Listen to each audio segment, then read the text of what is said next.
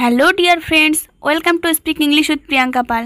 তো ফ্রেন্ডস, সবাই কেমন আছো? আশা করি অনেক ভালো আছো। যারা নতুন ইংরেজি শিখতে শুরু করেছো অথবা যারা বিগিনার্স, যারা ইংরেজিতে একদম কাঁচা ও নার্ভাস, তাদের জন্য আজকের এই ভিডিওটি অত্যন্ত জরুরি। তাই আজকের এই লেসনটি প্রথম থেকে শেষ পর্যন্ত প্রতিটি শব্দ ও বাক্য ভালো করে শুনবে এবং প্র্যাকটিস করবে। দেখবে তোমাদের সারা জীবনই কাজে লাগবে।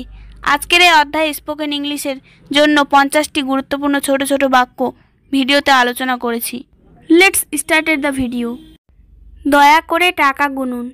Please count the money. এখানে প্লিজ মানে দয়া করে, কাউন্ট মানে গুনুন, দ্য মানি মানে টাকা। প্লিজ কাউন্ট দ্য মানি অর্থাৎ দয়া করে টাকা গুনুন। আমি তার দ্বারা প্রতারিত হয়েছি। I got duped by him.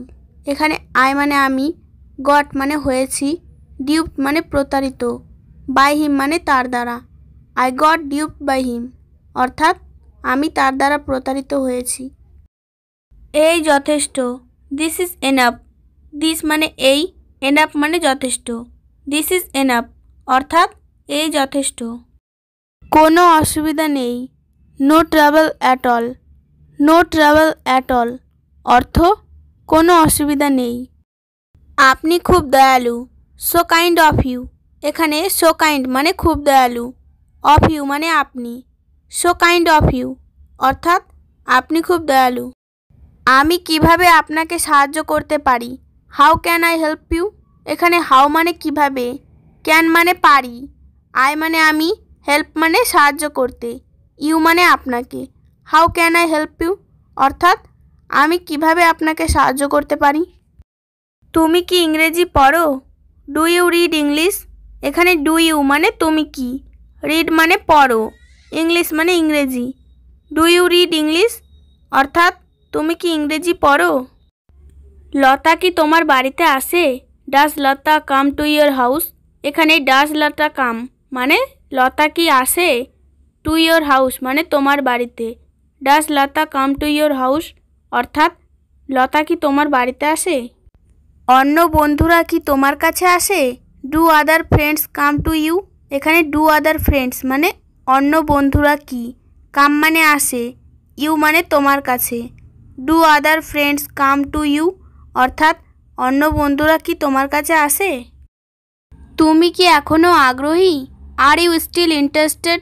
এখানে আর ইউ মানে তুমি কি, স্টিল মানে এখনও, ইন্টারেস্টেড মানে আগ্রহী। আর ইউ স্টিল ইন্টারেস্টেড অর্থাৎ তুমি কি এখনও আগ্রহী। হ্যাঁ, সে মাঝে মাঝে আসে। Yes she comes sometimes. এখানে ইয়েস মানে হ্যাঁ, সি মানে সে, কামস মানে আসে, সামটাইমস মানে মাঝে মাঝে। ইয়েস সি কামস সামটাইমস অর্থাৎ হ্যাঁ, সে মাঝে মাঝে আসে।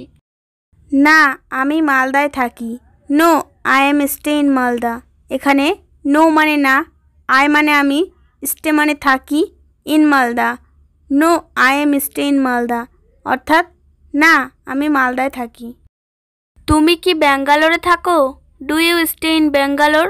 এখানে ডু ইউ মানে তুমি কি, স্টে মানে থাকো, ব্যাঙ্গালোর।